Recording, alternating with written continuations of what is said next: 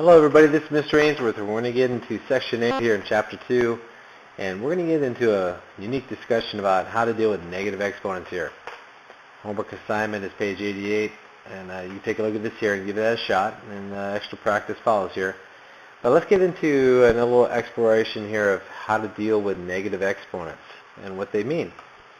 Alright, we're going to take this expression here, x squared divided by x to the fifth, and we're going to simplify it two different ways. Using the quotient rule, alright, which we should probably state again here, which is x to the n divided by x to the m equals, okay, x to the n minus m. What you want to do is you want to subtract those exponents when you divide like bases. Alright, so you write it as x to the power of n minus m. So, once again, once you divide like variables or divide like bases, just subtract the top exponent minus the bottom one and write it as x to the power of n minus m. And the second technique, we're going to just expand and simplify the old-fashioned way. Alright, so let's get right into it and let's do our work on the right-hand side. X squared divided by x to the fifth, as we talked about in previous lessons, is x to the power of 2 minus 5, but as you guys know, that is equal to x to the negative 3. Okay, the question is, what is that, and how do you deal with that? Okay, I apologize for my computer here. I don't know what's going on. What we have, come on.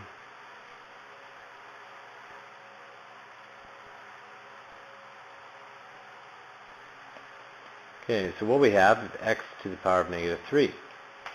Well, how do you deal with this? That's the big question. So what we're going to do is we're going to do the second method here. We're going to expand each and simplify it the way we do in the very beginning. X squared means x times x.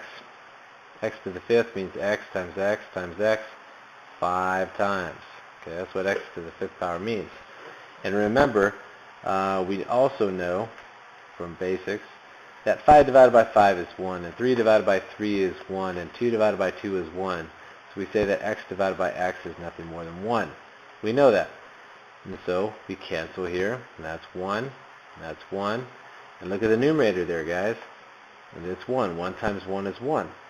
So the numerator is 1, and the denominator, well, we have x times x times x, and that becomes x cubed. Well, these came from the same expression, so these must be equal. This must be equal to this. So there's got to be a way to get from x to the negative 3 power to 1 over x cubed. Alright, and there is. You just got to take a look at the pattern and see what's going on. Let's try it with part B here too.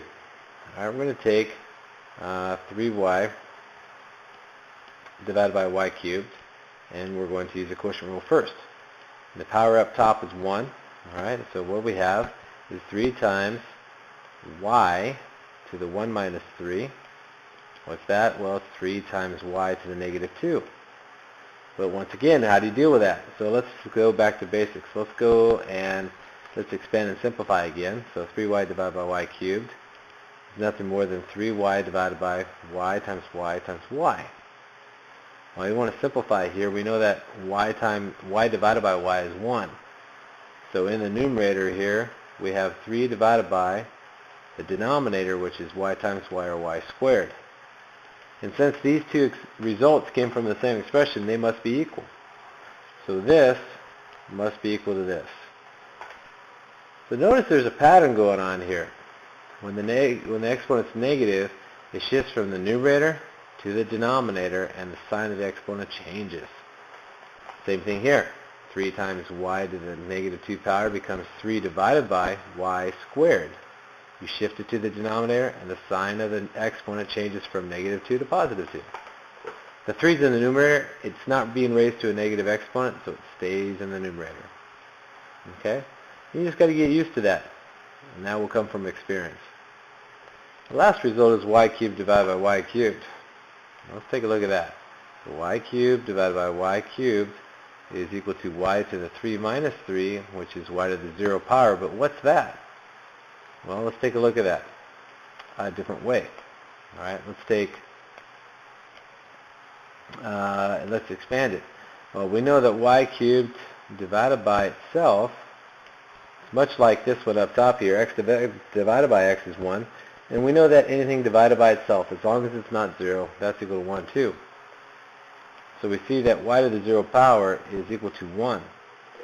We say that any variable raised to the 0 power is 1 as long as y is not 0, because you can't allow that to be 0 in the denominator. So y can't be equal to 0 here. Okay? So we have a couple things going on here. First of all, when the negative exponents, all they do is shift it to the denominator here. If the exponent's negative, shift it and write it as 1 divided by that variable raised to that power. So let's write out the rules here. Rule number 1. Okay? X to the negative n power means 1 divided by x to the nth power. Rule number 2 is this last one here in blue. It states that any variable to the 0 power is equal to 1, alright, as long as that variable is not equal to 0. Okay? So let's keep those rules in mind here. Got to memorize these, obviously. And that will happen as you practice. Okay? Always through practice. Here we go. So once again, work with me. This is a video now. You can pause and play all you want. In fact, I would suggest you pause and then try it. And then after you write down a response, then press play and listen to see if you got it right. So pause the video and get started here and try to apply it. Okay? X to the negative 3 power is equal to 1 divided by x cubed. It's nothing more than that. On this one here, we have y to the negative 5 times y to the 4th gives you y to the negative 5 plus 4. You got to add the exponents, which equals y to the negative 1. So you shift that, okay, and you get 1 divided by y. Here we have a power to power situation. We have y to the 5th raised to the negative 3 power.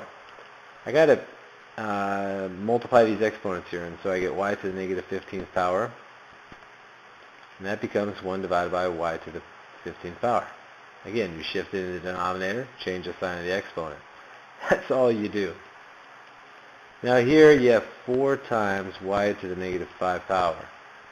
The variable is being raised to the negative exponent, not the 4.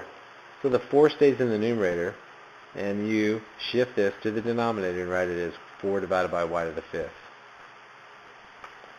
Okay. Our last one here, oh, not our last one. The next one here, you have 3w to the negative 3 power, but it's raised to the 4th. So what you have to do is you got to take 3 to the 4th, multiply that by w to the negative 3 to the 4th.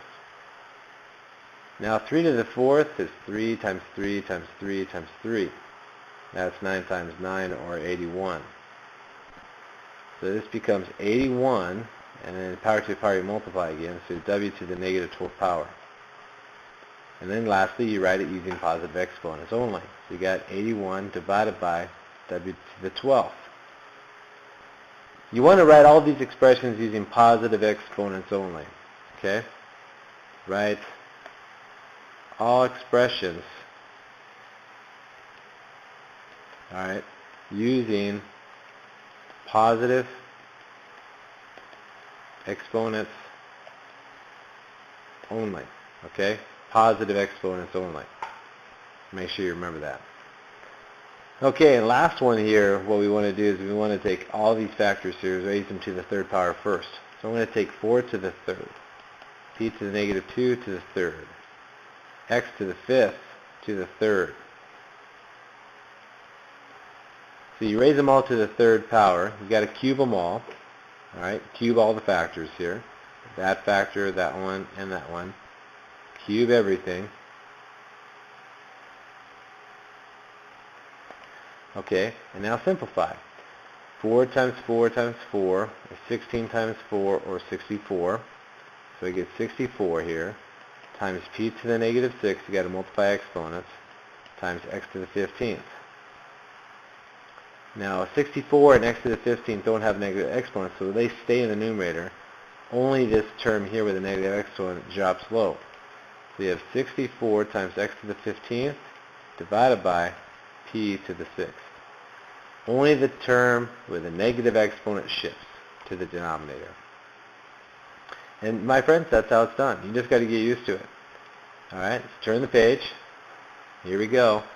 Do this right here and check your results with me. See you tomorrow.